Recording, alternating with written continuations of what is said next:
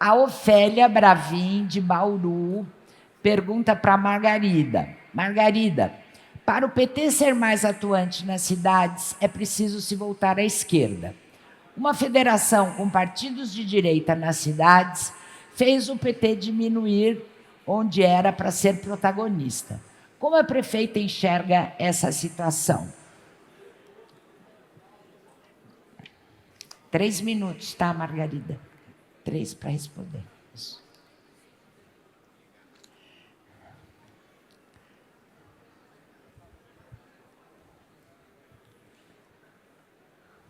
Bom, então, não sei quem... A Ofélia,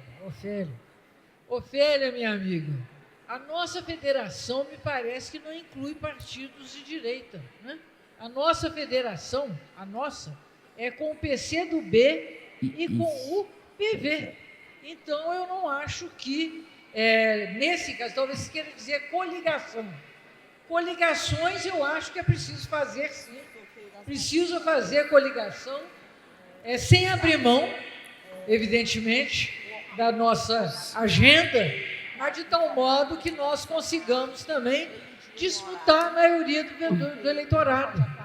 Há uma diferença imensa entre fazer eleição para... Tá bom, mas... Fazer eleição para o mandato proporcional e outra para o mandato majoritário. O mandato proporcional, você naturalmente foca temas que são diferenciadores do ponto de vista do debate na sociedade. Agora, para quem disputa a maioria, o André mostrou agora mesmo. Nós não podemos escolher eleitor, não, gente, porque nós temos responsabilidade de ganhar.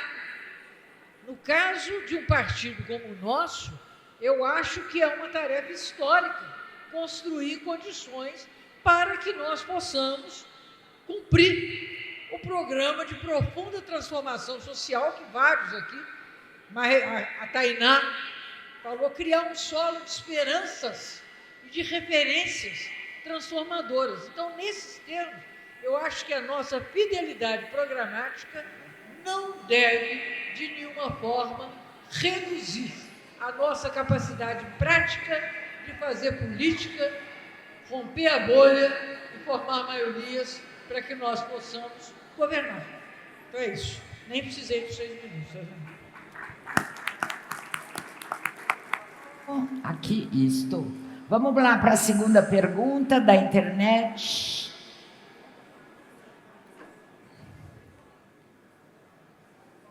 Cadê?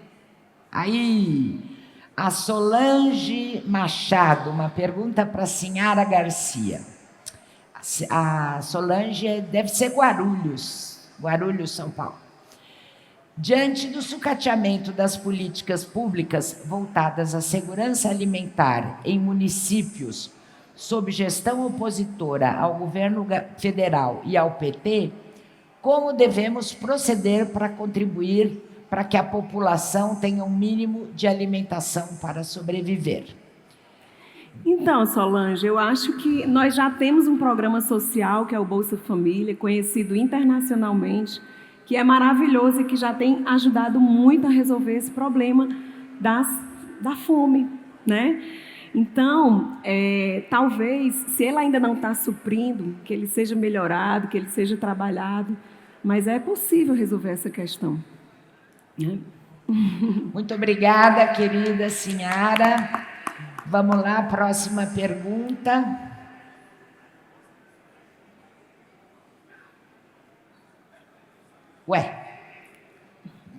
Não. Pergunta da Thelma Saraiva, lá de Belém do Pará, para o André Singer. André, não haveria de se considerar, nestas avaliações, também o papel das fake news, que vem formando a opinião das pessoas e contribuem muito na percepção das realidades sociais e, dessa forma, contribuem nesse aumento de avaliação ruim do governo, para além dos dados reais? Vamos lá, André, essa é difícil. Essa pergunta é muito difícil. Olha, é Thelma, né? Thelma de Belém. Thelma, é o seguinte, Sem dúvida, o fenômeno das fake news é um fenômeno poderoso hoje em dia. Não se pode, de forma alguma, subestimar. No entanto, o que os estudos de comportamento eleitoral mostram é que as pessoas, apesar das fake news, são sensíveis à realidade. Quer dizer, a realidade que mexe com elas. Então, é difícil você falsificar, por exemplo, o que está no bolso da pessoa. A pessoa sabe se ela vai poder sair do supermercado comprando o que ela precisa ou não. Isso não tem como falsificar. Então, o problema todo é o seguinte: se nós considerarmos que, em última análise, a economia continua sendo o centro das decisões políticas, e essa é um assunto para ser debatido, mas eu acho que ainda é a hipótese mais provável. Então, eu diria o seguinte: não vamos subestimar de modo algum as fake news, mas não vamos colocá-las como o elemento central. Isso eu sei que pode parecer difícil, mas é uma tarefa que nos incumbe, não é? Olhar para as diversas dimensões e localizar o que é mais central. Obrigado. Obrigada, André. Vamos lá para a quarta pergunta dos companheiros e companheiras do Zoom.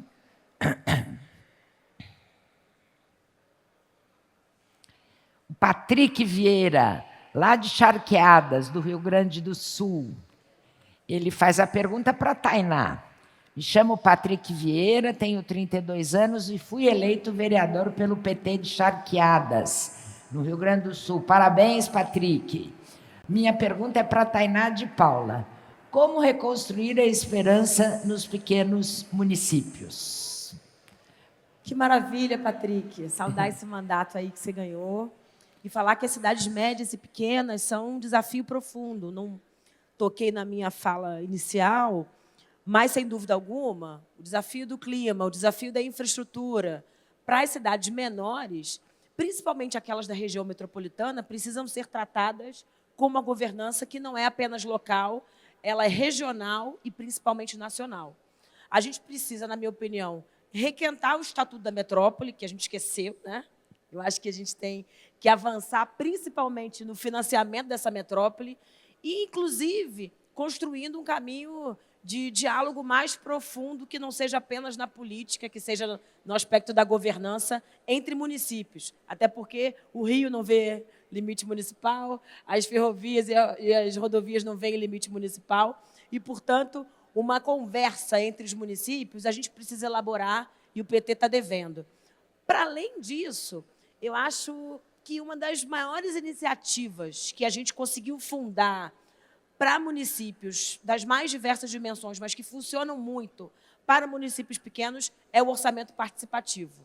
Eu te indicaria, Patrick, mesmo se não tem um prefeito, uma prefeita do nosso campo, do nosso lado, promover esse debate público usando a Câmara, fundar núcleos de bairro que discutam município por bairro. Eu acho que construir essas caravanas do modo petista de pensar o orçamento pode não ser construir o orçamento participativo de fato, mas estabelecer um diálogo e uma dinâmica mais direta com as tuas bases populares aí. Parabéns. Muito bem, Tainá, grande dica. Vamos lá para a última pergunta do Zoom. O Lucas Lima, lá de Maceió, Alagoas, pergunta para o Márcio. No que concerne à política externa do presidente Lula, o que podemos esperar da presidência do Brasil no grupo dos BRICS a partir de 2025?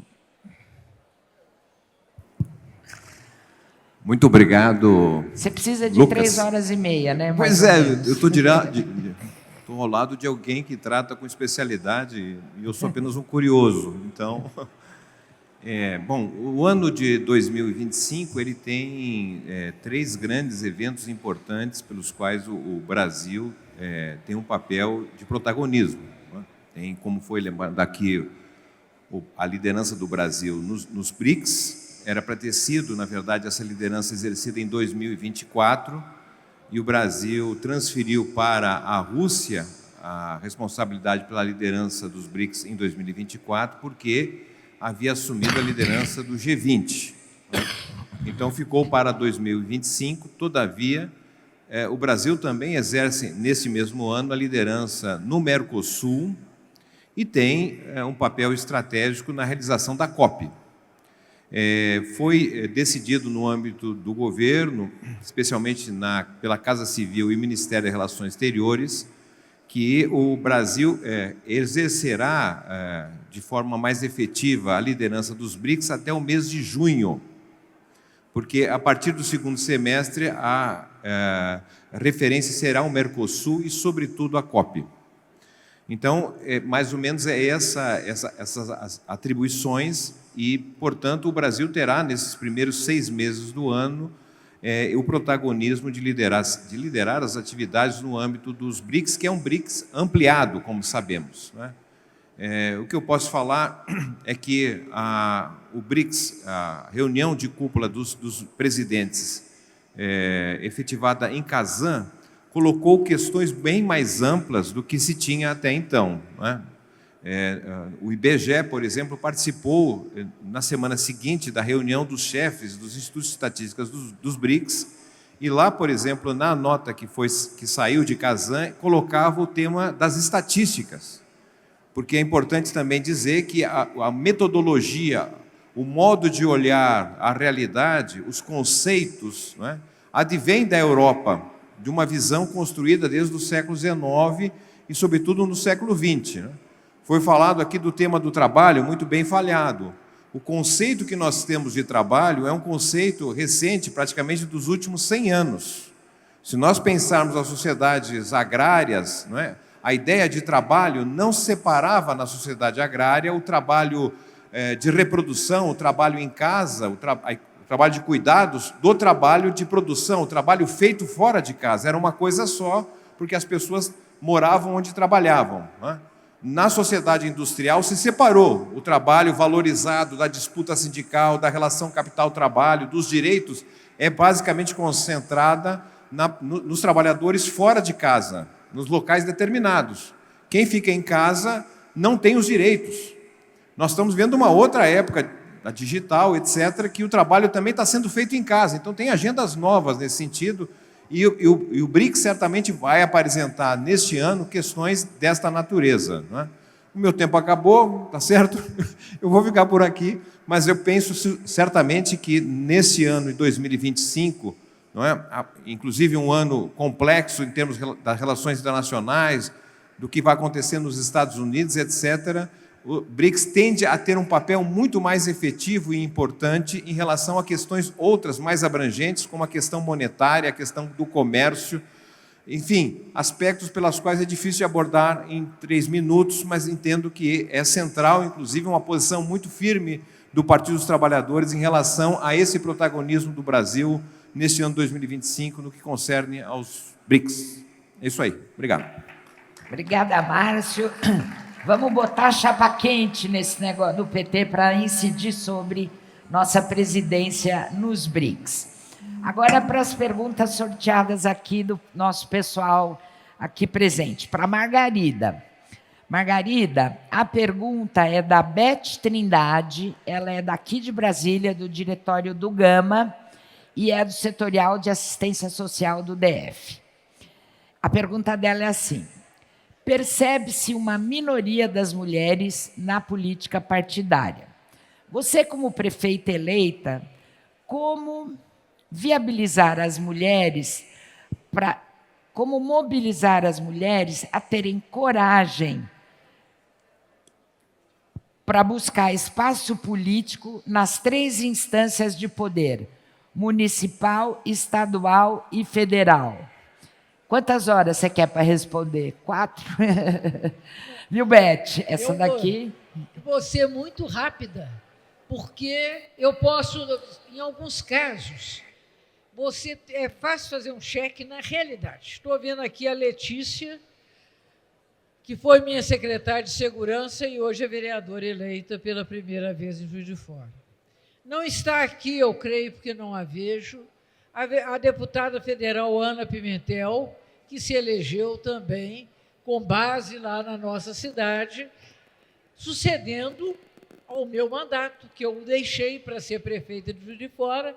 E, Tainá, eu sou uma prefeita com paridade de gênero no meu secretariado, de tal modo que nós possamos ter mulheres povoando a imaginação de outras mulheres, particularmente das meninas, que elas passem a se imaginar como também prefeitas, deputadas e presidentas da República. Olha, eu quero dizer a vocês, eu tenho, ao longo da minha vida, algumas situações. Eu fui a primeira reitora eleita da universidade, mas já tem outra reitora agora na Universidade Federal de Juiz de Fora. Então, o bom não é ser a primeira, não, o bom não é ser a única, o bom é ser a primeira, de muitas. E assim eu imagino que é pelo nosso trabalho, pela nossa luta de mulheres como as que estão aqui hoje, nessa mesa, é que nós teremos mais mulheres disputando posições de direção nos partidos políticos e nos governos do Brasil. Eu acho que é desse jeito. Muito obrigado. Muito obrigada, Margarida. Inclusive, vocês veem, né, a composição dessa mesa aqui. Isso há alguns anos era raro, né, gente? Nós estamos 4-2 aqui. Eu vou agora, a pergunta é para a Tainá e para a Silmar, e para a Sinhara. É do Ismael Lopes. Ele, como pensar futuro sem pensar em investimento público e fortalecimento das bases e ampliação delas, como professores e evangélicos. Como discutir futuro com esperança diante de um pacote fiscal austero e votos favoráveis dos parlamentares nossos em pacotes de desmonte do serviço público, como o do Paz na cidade do Rio de Janeiro? Deve ser por isso que ele botou você na pergunta, Tainá. Vai aí, Tainá, depois passa para a Sinara. O desafio é longo e complexo. Um dos papéis nossos é navegar nesses mares sombrios da frente ampla. E como é que a gente consegue arregimentar, organizar o maior número de aliados do nosso lado? É claro que a gente tem limites da nossa agenda pública, da nossa pauta máxima a enfrentar, tanto no parlamento quanto nas nossas relações com o executivo. Mas falando especificamente do Rio, a gente tem um prefeito, na verdade, o único prefeito do Sul-Sudeste, do tamanho político e da relevância institucional, que é o Eduardo Paes, que não é um sujeito do nosso partido e muito menos da nossa agenda fina dos direitos dos trabalhadores e, obviamente, dos avanços estruturais que a gente quer. Mas a gente abre mão desse sujeito, a gente não dialoga com ele. O pacote dos servidores foi altamente dialogado e construído a muitas mãos, inclusive com o PT. Então, mudanças significativas nele, disputas nesse sentido, com outro tamanho, com outro papel, o PT também precisa fazer. Então, eu acho que para a gente conseguir convencer, lá em 2026, e nesse ciclo de Brasil, inclusive setores das elites e das classes médias, nós precisamos construir a hegemonia da política e das agendas, para capturarmos esses setores para o nosso lado e, obviamente, garantir não só o sucesso eleitoral, mas o sucesso político nas maiorias e ganhar mentes e corações para o nosso lado. É um exercício árduo, duríssimo, porque não é no desafio teórico que a gente consegue avançar e reeleger o presidente Lula com 1,5 milhão de votos, por exemplo. Foi preciso montar o ministério que a gente montou, é preciso fazer as concessões que nós estamos fazendo no pacote fiscal e por aí vai. Mas acho que estamos dando um baile de diálogo, um baile de negociação e principalmente de governança, porque muitos dizem que a esquerda é incapaz de governar, porque a esquerda ela é acadêmica, ela é burguesa e ela é classista. Ela tem uma origem que vem e bebe não só do chão dos sindicatos, mas principalmente do chão das universidades. E, na sua ampla maioria, formada por pessoas de classe média e com benefícios, com privilégios. Mas nós temos um papel de, mesmo e apesar dos privilégios de estarmos vivos, compreender quais são os movimentos possíveis, pragmáticos, para conseguir liderar e principalmente cuidar de quem mais precisa. Acho que esse é o papel do PT. E quem quiser fazer a revolução, por favor, espere a eleição do presidente Lula para a gente pensar como faz. Eu só complemento a resposta da companheira, já maravilhosa, que temos projetos sociais que já trabalham em parceria com o Mesa Brasil, mas que fazem cadastros, né, pelo Ceará Sem Fome, por exemplo, que é um programa nosso estadual, mas que muitas vezes tem dificuldade nessa comunicação. Então, se inscreve, mas não tem aquele retorno imediato. E aí precisa dar mais atenção a esses programas que já têm acesso às pessoas que já estão com fome, que já estão precisando de ajuda. Então, até como respondendo a primeira pergunta, né, além do Bolsa Família, às vezes o problema do cadastro no CRAS. Eu conheço famílias que dizem que estão com fome, que não chegam mais com o Bolsa Família porque o cadastro deu problema e aí ninguém resolve. Então, a gente precisa tentar otimizar essa questão dos nossos cadastros, dessa ligação com os projetos sociais, para que as pessoas sejam mais beneficiadas. Microfone. Opa, cheguei. Obrigada, Sinhara. Obrigada, Tainá. Agora, faltam mais 3 perguntas aqui. Sorteio é sorteio, né? Veio uma para o Márcio e 2 para o André. Eu vou fazer a do Márcio, depois já faço as 2 para você. Tá bom, André? Márcio, é a do Hernani Coelho, de Rondônia. Gente, vamos parar com o bochicho aqui do lado, por favor? Obrigada. O Hernani pergunta o seguinte: um debate atual é a redução da jornada de trabalho, com a proposta de 4x3. Me lembrei de uma palestra sua no Congresso dos Fundos de Pensão, onde você dizia que, pelo volume da produtividade mundial, poderíamos trabalhar 3x4, com jornada de 6 horas, se não me engano. Poderia comentar, Márcio?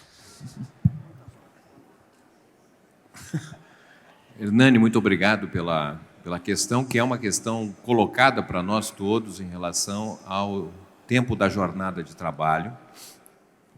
Ela está relacionada, certamente, pelo embate distributivo que nós estamos vivendo, né? De um lado, a reação daqueles que são contra qualquer alteração da jornada de trabalho vinculam ao tema da produtividade, né? Que seria aquele mecanismo tradicional de permitir que houvesse uma redução do tempo de trabalho sem a redução dos salários. E a produtividade, os ganhos de produtividade, fazer mais com menos tempo, permitiria sustentar, portanto, a margem de lucro, a taxa de lucro, sem alterar a composição, digamos, dessa distribuição.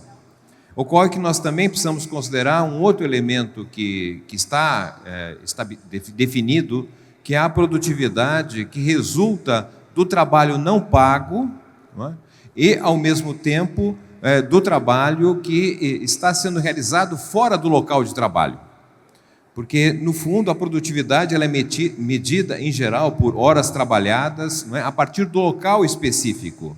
E a presença da internet, novas formas, inclusive, de gestão da força de trabalho, tem feito com que o trabalho seja exercido para além do local determinado desse trabalho. Então, o que nós estamos tendo é um crescimento de jornadas de trabalho não pagas ou subremuneradas. E isso tem implicações do ponto de vista dos ganhos de produtividade, que não são as formas medidas tradicionais. Então, por conta disso, entendo, evidentemente, que há, né, um aumento da exploração do trabalho por conta desses novos mecanismos que foram criados, que permitem a realização do trabalho, não é, para além das regras tradicionais. Mas há um aspecto que nós precisamos considerar em relação à jornada de trabalho global, que diz respeito, na verdade, às mudanças nas relações de trabalho. Até os anos de 1980, por exemplo, no Brasil, de cada 10 ocupados, 7 estavam ocupados em atividades tipicamente capitalistas, isto é, são ocupações que só existem porque há um lucro auferido a partir da presença desse trabalho. Nos dias de hoje, o trabalho vinculado a atividades tipicamente capitalistas responde por 49% das ocupações.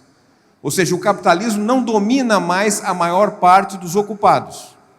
Desses 49% dos ocupados, nós temos que acrescentar 11% que são trabalhadores vinculados ao setor público, que não funciona segundo a lógica de lucro, como sabemos, e nós temos hoje no Brasil 40% dos ocupados que são em atividades de subsistência ou chamada economia popular, que não funciona segundo as lógicas do lucro. Portanto, para esse contingente de trabalhadores, a temática da redução do tempo de trabalho, ela remete a um outro questionamento, que certamente é um problema que a presidenta Dilma, por exemplo, sentiu no seu primeiro mandato, que foi justamente o fato de nós termos uma grande parte das ocupações em atividades de baixíssima produtividade, são pequenos negócios, e a pressão pela elevação do salário mínimo, que é absolutamente necessário, mas a elevação do salário mínimo rebate no esmagamento da margem de lucro dessas pequenas atividades e que se resulta